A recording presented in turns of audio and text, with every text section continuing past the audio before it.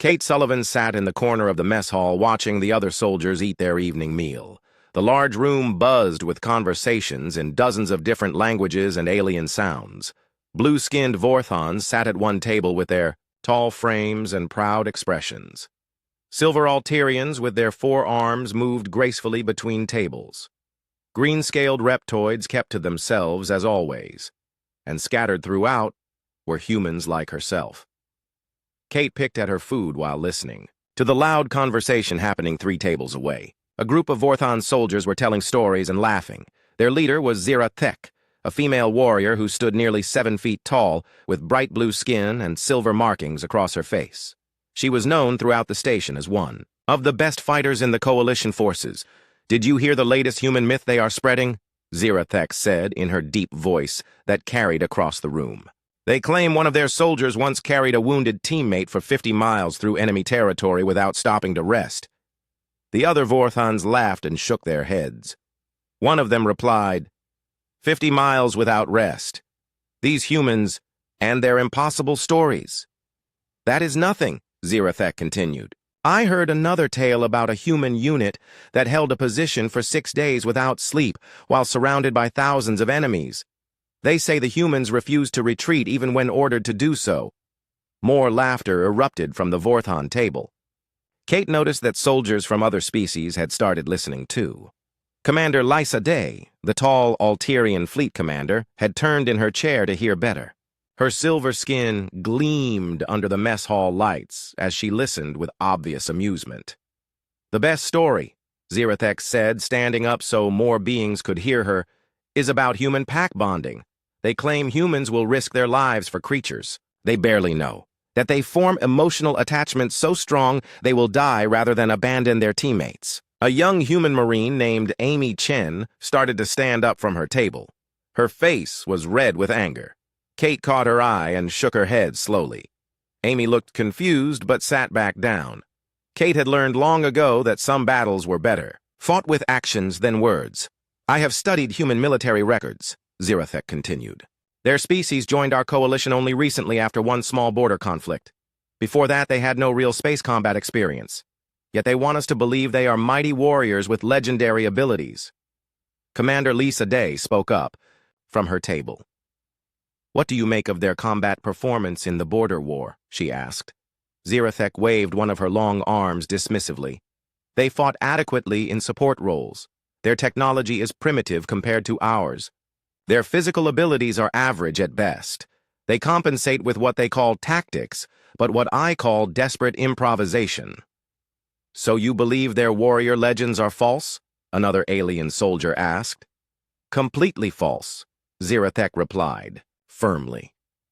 "Humans create these myths to make themselves feel important. In reality, they are useful for support duties, technical work, and basic operations. Leave the real fighting to species that evolved for it." Kate continued eating while the conversation grew louder. More aliens joined in sharing ridiculous human stories they had heard. Tales of humans fighting impossible odds and winning. Stories of human endurance that defied biological limits. Accounts of humans performing superhuman feats when protecting others. Each story was met with more laughter and mockery. The aliens seemed to find human military legends particularly funny. They talked about human stubbornness as if it were a character flaw rather than a strength. They dismissed human loyalty as primitive emotional thinking. "I heard humans once held a fortress for months while completely surrounded," said a reptoid, soldier who rarely spoke. "The story claims they ate tree bark and melted snow for water rather than surrender." "Impossible," laughed Zira Thek. "No species can survive those conditions for that long. These are children's stories meant to inspire young humans before they learn the truth about real warfare." Amy Chen's hands were clenched into fists on her table. Kate could see other humans throughout the mess hall growing angry at the mockery, but Kate remained calm. She had heard worse things said about humans and knew that getting emotional would only prove the aliens' point about human irrationality. "The most ridiculous myth," Zira Thek said, building to her grand finale, "is that humans never leave their wounded behind. They claim no human soldier has ever been abandoned on a battlefield. even when retreat means survival and staying means certain death. The entire mess hall had gone quiet now. Even species that usually ignored such conversations were listening. Kate noticed that the room's atmosphere had shifted. The mockery felt meaner now, more personal. That belief alone proves humans are not serious warriors, Zirathek declared. Real soldiers make practical decisions. Sometimes you must sacrifice, one to save many. Sometimes retreat is the only logical choice. Humans let emotion cloud their judgment, which makes them weak fighters and unreliable allies. Kate finished her meal and stood up slowly. Every eye in the room turned to watch her. She walked calmly to the waste disposal and cleaned her tray. Then she headed toward the exit without saying a word. As she reached the door, the station's emergency alert system suddenly activated. Red lights flashed and a voice spoke over the communication system. All senior officers report to the Tactical Operations Center immediately. Priority rescue mission briefing in 10 minutes. The mess hall erupted into motion as soldiers from every species rushed to their stations. Kate walked quickly toward the operations center, knowing that whatever crisis had developed would likely require the best fighters from multiple species working together. She wondered if the aliens would still find human military legends so amusing when real danger demanded real solutions. As she entered the corridor leading to the operations center, Kate heard footsteps behind her. Amy Chen was trying to catch up. "Why didn't you say anything back there?" Amy asked breathlessly as they walked. "They were insulting everything we stand for." Kate looked at the young Marine and smiled slightly. "Because sometimes the best way to handle mockery is to let your actions speak for you," she replied. "If we get assigned to this mission, you'll understand what I mean." They entered the Tactical Operations Center, where dozens of officers from multiple species were gathering around holographic displays. Commander Lisa Day stood at the center calling for attention. "We have a situation," the commander announced. "A joint coalition survey team has gone missing on Kepler 442b. Their last transmission indicated they were under attack and taking shelter in a cave system. We need rescue teams deployed immediately." Kate studied the planetary data appearing on the displays. Extreme weather, hostile wildlife, dangerous terrain, and now possible enemy activity. This would not be an easy mission. She noticed Zirathek standing across the room looking confident as always. The emergency had begun, and soon everyone would discover whether human military legends were myths or documented reality. Commander Lisa Day activated the main holographic display, showing a rotating image of planet Kepler 442b.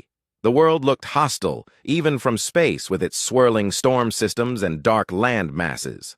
Kate studied the planetary information scrolling beside the image while other officers gathered around the central table. "The missing survey team consists of 12 specialists from 4 different species," the commander began. "They were conducting geological surveys in the northern continent when they sent their distress signal 18 hours ago. Since then, we have received no further communication." The hologram zoomed in to show the team's last known location. Rocky terrain stretched between jagged mountains with deep cave systems cutting through the landscape. Kate noticed the elevation markers and temperature readings. This would not be comfortable for most coalition species. "Environmental conditions are challenging," Commander Lisa Day continued. "Gravity is 1.4 times Earth standard. Surface temperatures range from -40 degrees to +60 degrees Celsius. Weather patterns include frequent electrical storms that interfere with most communication and sensor equipment." Zirathek stepped forward to examine the data more closely. "What kind of attack did they report?" she asked. "Pirates or local wildlife?" "Unknown," the commander replied. Their transmission was broken and brief. They mentioned taking heavy fire and falling back to defensive positions in the cave network. The signal cut off during what sounded like an explosion. Kate raised her hand. "Do we have any intelligence about enemy activity in that region?" she asked. "Limited information suggests possible insurgent activity," Lisa Day answered. "Some rebel groups have been establishing forward bases on remote worlds. We cannot rule out organized military opposition." The room fell silent as officers processed this information. What had seemed like a straightforward rescue mission was becoming more complicated. Kate continued studying the terrain maps while other species discussed their capabilities. "I will lead the primary assault team," Zirathek announced confidently. My unit specializes in rapid deployment and hostile environment operations. We can handle whatever opposition we encounter. Commander Lisa Day nodded, but then looked around the room. This mission requires diverse skills and cooperation between species.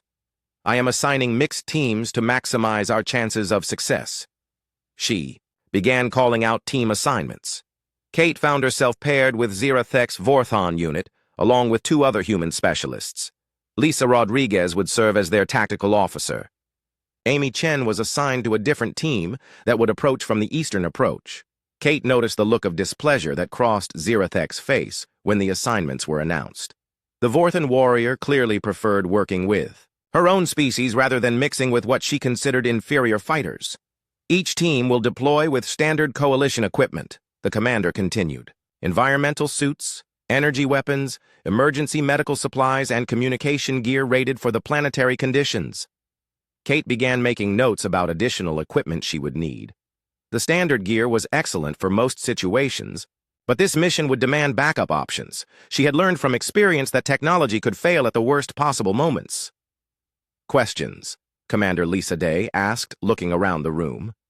Zirathek spoke first.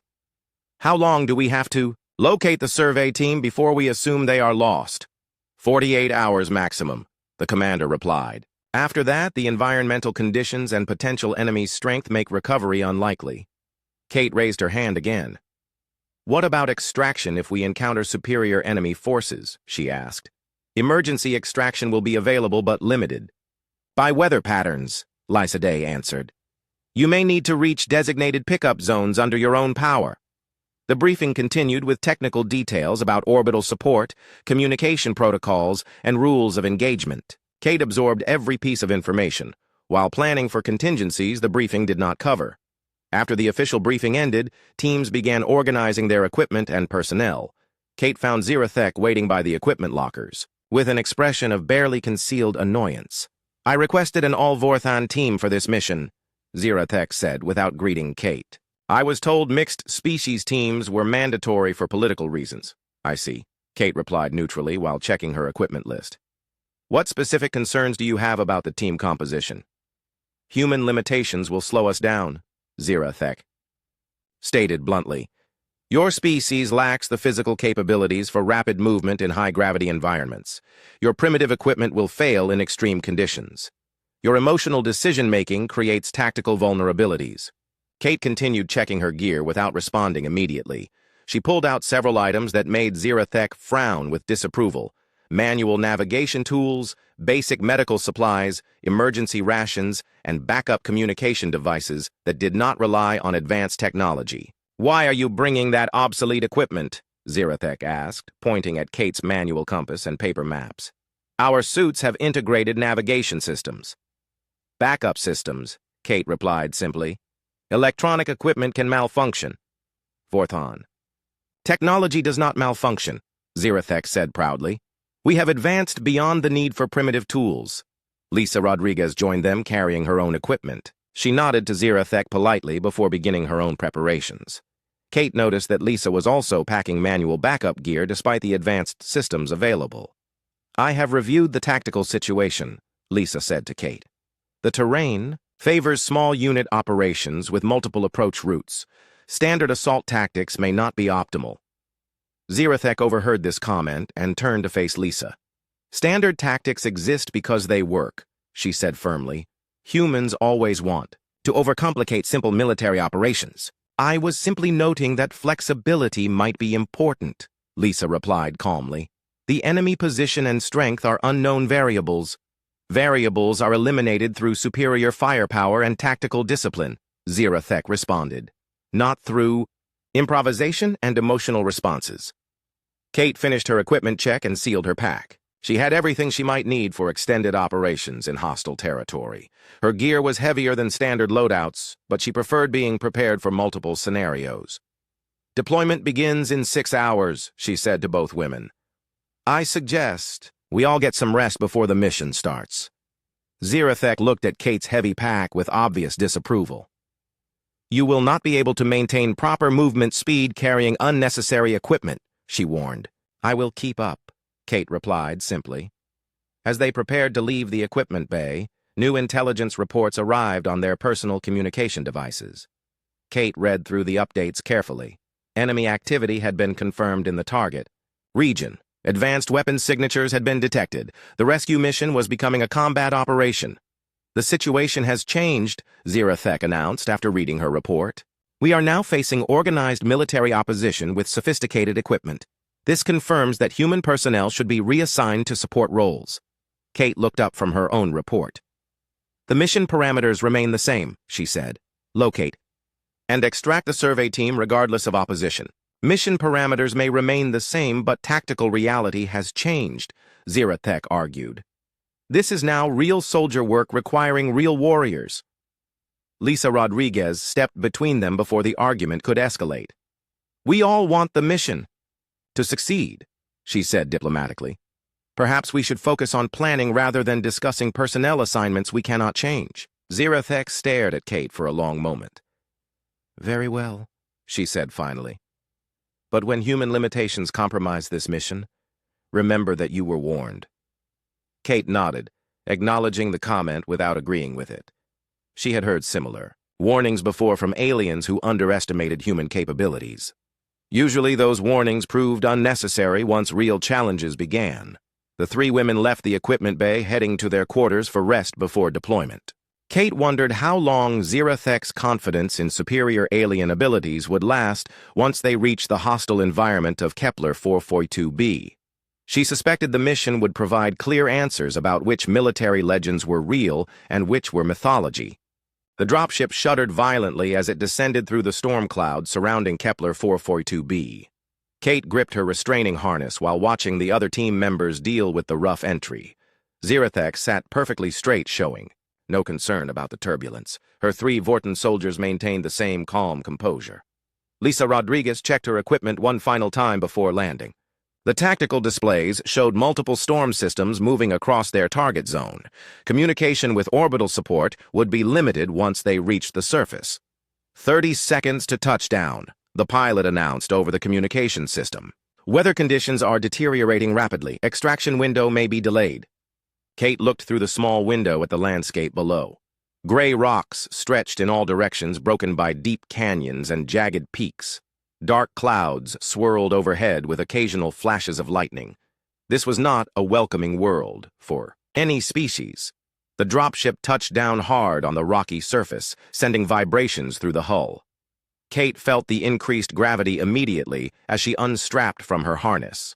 Moving would require more effort than normal, but humans were used to adapting to different conditions. Environmental suits active, Zirathek commanded as the team prepared to exit. Stay in formation and maintain communication protocols. They stepped out into the alien atmosphere wearing full environmental protection. The wind hit them immediately, carrying dust and debris across the barren landscape. Kate checked her suit readings and saw the temperature was already dropping as the local day cycle ended. Zirathek activated her navigation system and pointed toward distant mountains. Survey team's last position is 12 kilometers in that direction. We should reach them in 4 hours at standard march pace. The team began moving across the rough terrain in single-file formation. Kate noticed immediately that the Vorthans were struggling more than expected with the heavy gravity. Their tall frames were designed for their home world's lighter conditions. Each step required visible effort. After 2 hours of steady climbing, the first equipment failure occurred. One of the Vorthon soldiers reported that his energy shield was fluctuating. The extreme cold was affecting the power systems in ways the designers had not anticipated. Compensate with suit heating systems, Zirathek ordered without slowing the pace. 30 minutes later, a second soldier's navigation display went dark. The electromagnetic interference from the frequent lightning strikes was stronger than predicted. Kate pulled out her manual compass and paper maps while the others tried to restart their electronic systems. Primitive backup systems, she announced, holding up the compass. We can navigate by landmark references if needed. Zirathek looked at the simple compass with obvious disdain, but did not object. The team continued climbing toward higher ground, where they hoped to get better communication reception with the missing survey team. The storm grew worse as darkness fell. Wind speeds increased, and the temperature dropped to -20 degrees. Kate noticed that the Vorthons were moving slower now despite their advanced environmental suits. The extreme conditions were pushing their equipment beyond normal. "Operating parameters. We need shelter," Lisa Rodriguez announced during a brief rest stop. "These conditions will only get worse overnight." Kate was already scanning the surrounding terrain for options. She spotted a cluster of large rocks that could provide wind protection about 500 meters ahead. "Natural windbreak available," she reported, pointing toward the rocks. As they approached the shelter location, their first real danger appeared. Local wildlife had found the same rocks attractive for protection from the storm. A pack of predators, roughly the size of earth wolves, but with armored skin and electric discharge capabilities, emerged from behind the stone formation. The creatures moved in coordinated patterns that suggested pack intelligence. Their electric abilities created crackling energy fields around their bodies. Standard energy weapons might be less effective against naturally electrical creatures. "Defensive formation," Zirathek commanded, drawing her weapon. "Standard suppression patterns." The Vorthons opened fire with precision energy blasts aimed at stopping the advancing pack. Their shots hit accurately, but the creatures seemed barely affected by the energy weapons. Their natural electrical fields absorbed or deflected most of the incoming fire. Kate observed the situation quickly and noted several important factors. The pack was using the rocky terrain for cover while advancing. The wind was affecting weapon accuracy. Most importantly, the creatures were avoiding certain areas where metal debris was scattered on the ground. "They avoid metal objects," Kate called out while pulling a different weapon from her pack. "Electrical creatures often have instinctive fear of grounding hazards." She began firing metal projectile rounds from a chemical propellant weapon toward the metal debris near the creatures. Each shot created sparks and electrical discharges that made the pack retreat toward different positions. Lisa Rodriguez immediately understood Kate's tactic and began throwing metallic equipment components toward the advancing predators. The creatures backed away from anything that might ground their electrical systems. Working together, the humans created a barrier of metal objects that forced the pack to retreat to less advantageous positions. This allowed the Vorthon energy weapons to be more effective against creatures that were no longer protected by optimal positioning. The engagement lasted 20 minutes before the pack withdrew to find easier prey elsewhere. Kate noticed that Zirathek was breathing heavily from the exertion of fighting in high gravity while wearing heavy equipment. "Shelter established," Lisa announced as the team moved into the protected area behind the rocks. "We can wait out the worst of the storm here." Kate began setting up emergency heating using chemical fuel tablets that did not rely on electronic systems. The Vorthons gathered around the primitive heat source gratefully as their suit heating systems struggled with the extreme cold.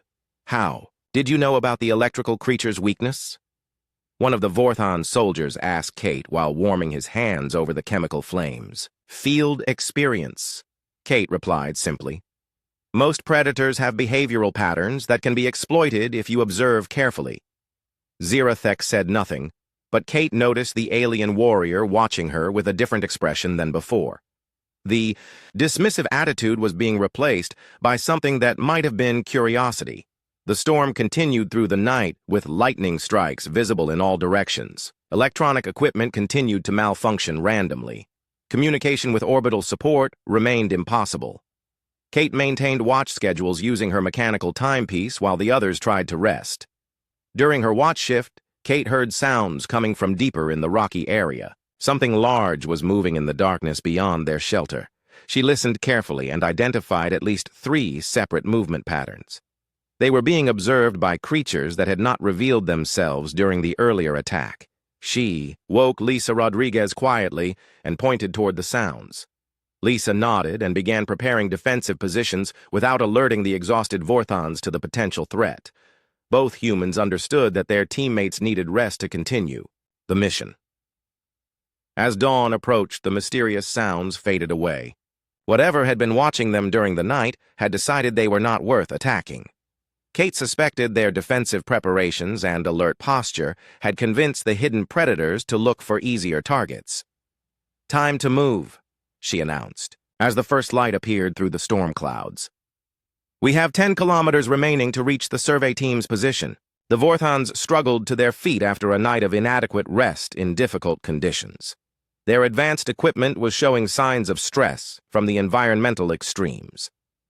Kate noticed that Zirathek's energy shield was operating at reduced capacity. Equipment status, Zirathek asked, checking her own systems. All electronic systems degraded but functional, Lisa reported. Backup mechanical systems fully operational. Kate packed her simple but reliable equipment and prepared to continue the mission. The Vorthons were learning that advanced technology had limitations in truly hostile environments. She wondered how they would react when conditions became even more challenging. The team reached the cave system where the survey team had last been located just as the morning storm began to worsen. Kate could see evidence of a firefight scattered around the cave entrance. Burn marks on rocks showed where energy weapons had been fired.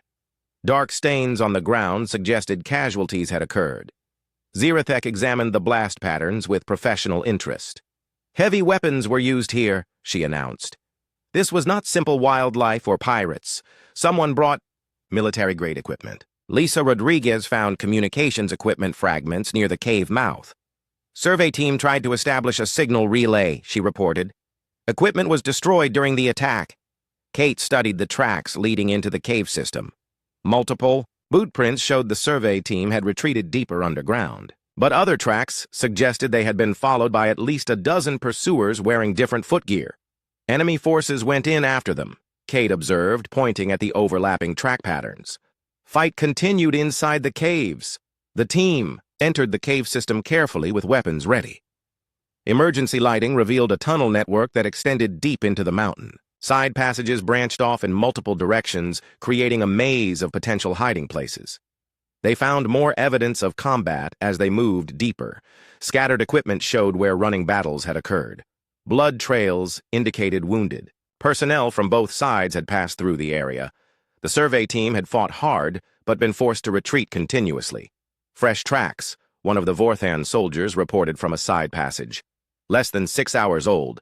Kate examined the newer tracks and felt concern rising. These were not from the original survey team or their attackers. A third group had entered the cave system recently with heavy equipment and military organization.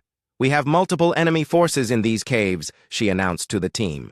Original attackers plus a larger group that arrived during the night. Zirathek processed this information while checking her weapon systems. Numbers unknown, but certainly greater than our small team can handle in direct confrontation. Lisa Rodriguez was studying her tactical display when it flickered and went dark. Electronic systems failing in the cave environment, she reported. Mineral composition is interfering with most sensors. Kate pulled out her manual equipment and began mapping their route on paper. We need to locate survivors quickly and extract before enemy forces organize a systematic search. They continued deeper into the cave network, following the clearest trail left by the retreating survey team. The passages grew narrower and the air quality decreased. Kate noticed that the Vorthans were breathing heavily from the physical exertion of moving through difficult terrain while wearing heavy equipment. After 2 hours of careful searching, they heard voices echoing from somewhere ahead. Kate signaled for silence, and the team moved forward slowly. Around a bend in the tunnel, they discovered the source of the voices. 6 members of the original survey team were trapped in a dead-end chamber. They had built defensive positions using scattered rocks and equipment. 3 of them appeared to be wounded. They were surrounded by enemy forces who were preparing for a final assault. 12 attackers in defensive positions, Zirathek whispered after observing the situation. Well-armed and organized. Direct assault would result in heavy casualties. Kate studied the tactical situation carefully. The enemy had superior numbers and position. The survey team members were exhausted and low on ammunition. Any rescue attempt would alert additional enemy forces throughout the cave system. We need a diversion, she said quietly. Something to draw the attackers away from the trapped personnel. What kind of diversion? Lisa Rodriguez asked. Kate was already forming a plan based on the cave layout and enemy positions. I create noise and movement in the outer passages. Make them think a larger force is attacking from behind. You extract the survivors while they are distracted. Zirathek shook her head immediately. That is a suicide mission. One person cannot effectively engage 12 enemies in unknown terrain. Not engaging them directly, Kate explained. Hit-and-run tactics. Use the cave system against them. Keep them confused and moving while you complete the extraction. Impossible, Zirathek insisted. Human limitations make such a plan impractical. You would be captured or killed within minutes. Kate checked her equipment one final time. Human. Soldiers have executed similar operations successfully. Our training emphasizes adaptability and unconventional tactics. Lisa Rodriguez understood what Kate was proposing. Guerrilla warfare in confined spaces. Use superior knowledge of terrain and mobility to offset numerical disadvantage. This is not a training exercise, one of the Vorthon soldiers protested. Real combat requires proper planning and overwhelming force. Kate looked at the trapped survey team members who were running out of time and options. Sometimes real combat requires someone to take risks so others can survive. That is what humans call duty. She moved toward a side passage that would allow her to circle behind the enemy positions. Give me 30 minutes to establish patterns before you begin the extraction. Focus on getting the wounded out first. Zirathek grabbed Kate's arm before she could leave. You will not survive this. Human legends about impossible heroics are just stories. Kate met the alien warrior's eyes calmly. Then you are about to discover whether those stories are true or false. She disappeared into the side passage before anyone could stop her. Moving quickly through the narrow tunnels, Kate began implementing tactics she had learned during years of military training. Small explosions using improvised charges drew attention to empty passages. Thrown rocks created sounds of movement in multiple directions.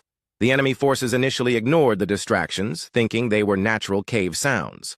But as the patterns continued, they became concerned about additional threats. Kate heard them calling to each other and beginning to move away from their positions around the trapped survey team. She continued the harassment for 2 hours using every trick she knew about fighting in confined spaces. Chemical smoke from emergency signals created confusion in narrow passages. Reflected light from mirrors made enemies think they saw movement where none existed. Carefully placed obstacles forced attackers to move through areas where she could observe their patterns. The cave system became a maze of false signals and phantom threats. Enemy forces spent their energy chasing sounds and shadows, while Kate remained invisible using paths they had not discovered. She documented their radio frequencies and began feeding them false information through captured communication equipment. Meanwhile, Zirathek and Lisa Rodriguez successfully extracted all 6 survey team members from the dead-end chamber. The wounded were stabilized and prepared for transport. The entire rescue operation succeeded while enemy forces were scattered throughout the cave system, pursuing a single human who refused to be caught. As the extraction team prepared to leave the caves, Kate found herself trapped in a section that enemy forces had surrounded. Her diversion tactics had worked perfectly, but now she faced the consequences of drawing so much attention. 12 armed attackers were closing in on her position from multiple directions. She established a defensive position in a narrow chamber using improvised barriers and prepared for what appeared to be a last stand. Her ammunition was limited and her exit routes were blocked, but she had accomplished her mission and the survey team was safe. Kate checked her equipment one final time and waited for the enemy assault. She thought about all the alien soldiers who had mocked human military legends. Soon they would learn whether humans really did refuse to abandon their duties even when facing certain death. Kate prepared her final defensive position using the last of her improvised explosives and remaining ammunition. The narrow chamber offered limited protection, but she had chosen it carefully to force attackers into predictable approach routes. She could hear enemy voices getting closer from 3 different passages. 12 armed soldiers against 1 human with minimal equipment and no escape route. The aliens who had mocked human military legends would probably find this situation amusing if they knew about it. Kate checked her weapon one last time and settled in to wait. The first enemy appeared at the main passage entrance exactly where Kate had expected. She fired twice, forcing him to retreat while his companions tried to coordinate their assault. Enemy voices echoed through the cave system as they organized their final attack. Then Kate heard different sounds coming from the outer tunnels. Explosions and weapon fire that did not match the patterns she had been creating. New voices shouting orders in languages she recognized. Her teammates had returned instead of completing their extraction. Zirathek's voice cut through the chaos, like a blade. Advance formation and maintain suppression fire. Clear those passages systematically. The sounds of organized military action filled the cave system. Kate realized that instead of fleeing to safety with the rescued survey team, her alien teammates had chosen to fight their way back to her position. The enemy forces found themselves caught between Kate's defensive position and an aggressive assault from behind. Lisa Rodriguez appeared at the chamber entrance, breathing heavily from exertion. "Extraction route secured," she called to Kate. "Time to leave." "How did you get back here so fast?" Kate asked while gathering her equipment. "Zirathek insisted on immediate return," Lisa replied. "She said no soldier gets left behind regardless of species." They moved quickly through passages now controlled by the Vorthon assault team. Kate saw enemy soldiers who had been captured or eliminated by her teammates. The aliens had fought with determination and skill that impressed her professional judgment. Zirathek was waiting at the cave entrance with the rescued survey team members. Her energy shield was completely drained and her weapon showed signs of heavy use. She looked exhausted but satisfied as Kate and Lisa emerged from the underground maze. "Mission complete," Zirathek announced. "All personnel extracted successfully." Kate noticed that 2 of the Vorthon soldiers were wounded but still mobile. The entire team had paid a price for the decision to return for her. "You could have completed the extraction safely," she said to Zirathek. "Why did you come back?" The tall alien warrior looked at Kate with an expression that showed respect instead of dismissal. "Because you were right about human military traditions. No soldier should be abandoned on the battlefield." The extraction ships arrived as planned, despite the worsening weather conditions. During the flight back to the orbital station, Kate had time to process what had happened during the mission. Equipment failures had proven that advanced technology could not solve every problem. The aliens had learned that human backup systems and unconventional tactics had practical value. More importantly, cultural differences about duty and sacrifice had been bridged through shared combat experience. Zirathek had discovered that human military legends were based on documented capabilities rather than primitive mythology.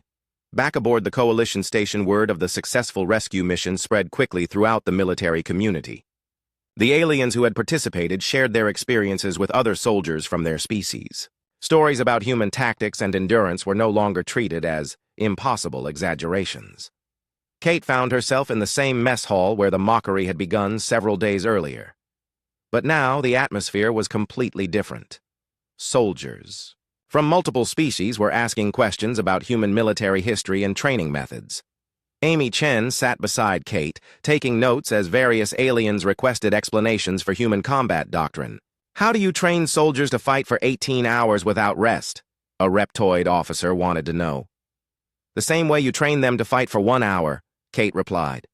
"Mental conditioning and physical preparation. Humans practice enduring stress until exceptional performance becomes normal behavior." Zirathek joined the conversation from across the table. "What I do not understand is why humans risk their lives for teammates they barely know. Pack bonding was supposed to be primitive emotional thinking." Kate considered the question carefully before answering. "Humans believe that soldiers who trust each other completely fight more effectively than soldiers who calculate personal survival odds. Loyalty creates tactical advantages that outweigh individual risk assessment." "So the stories about humans never abandoning wounded teammates are true?" another alien asked. "Generally accurate," Kate confirmed. "Human military culture teaches that leaving people behind destroys unit cohesion and effectiveness. Short-term losses are accepted to maintain long-term fighting capability." Commander Lisa Day approached the table where the discussion was taking place. "I have reviewed the mission reports," she announced. "The tactics employed during the cave rescue operation will be studied and incorporated into Coalition training programs." She looked directly at Kate. "I am also authorized to offer you a position establishing integrated training programs where human and alien soldiers can learn from each other's specialized capabilities." Kate nodded acknowledgement of the offer. Cross-species military cooperation requires understanding different approaches to common problems. What works for one species may not work for another. That is exactly why we need these programs, the commander agreed. Each species brings unique strengths to Coalition forces. The challenge is learning how to combine those strengths effectively. Zirathek spoke up from her position across the table. "I formally request assignment to these integrated training programs." I want to understand human tactical methods better. Other alien officers began expressing similar interest. The mockery and dismissal that had characterized attitudes toward human military capabilities was being replaced by professional curiosity and respect. Amy Chen leaned toward Kate and whispered, "This is completely different from a few days ago. What changed their minds?" Kate glanced around the table at aliens who were now treating human military legends as documented tactical advantages rather than primitive mythology. Actions changed their minds. Some things cannot be explained with words alone. The conversation continued late into the evening with aliens sharing their own military traditions and humans explaining their training methods. Cultural barriers were being replaced by professional understanding based on shared experiences and mutual respect. As the mess hall began to empty, Kate reflected on the events that had transformed alien attitudes toward human capabilities. Sometimes, the best response to mockery was simply demonstrating that impossible stories were just Tuesday for people who refused to accept defeat. The human military legends that had seemed so amusing to alien soldiers were now recognized as tactical advantages that could benefit the entire coalition. Kate smiled slightly, thinking about all the other impossible things humans did regularly that their new alien friends had yet to discover. Tomorrow would bring new challenges and new opportunities to show that human determination and adaptability were not myths, but documented reality. The legends would continue because humans would continue doing whatever was necessary to protect their teammates and complete their missions. Kate finished her meal and headed toward her quarters, knowing that the next day would bring requests for more stories about human military history. Stories that were no longer treated as entertainment, but as educational examples of what properly motivated soldiers could accomplish when they refused to give up.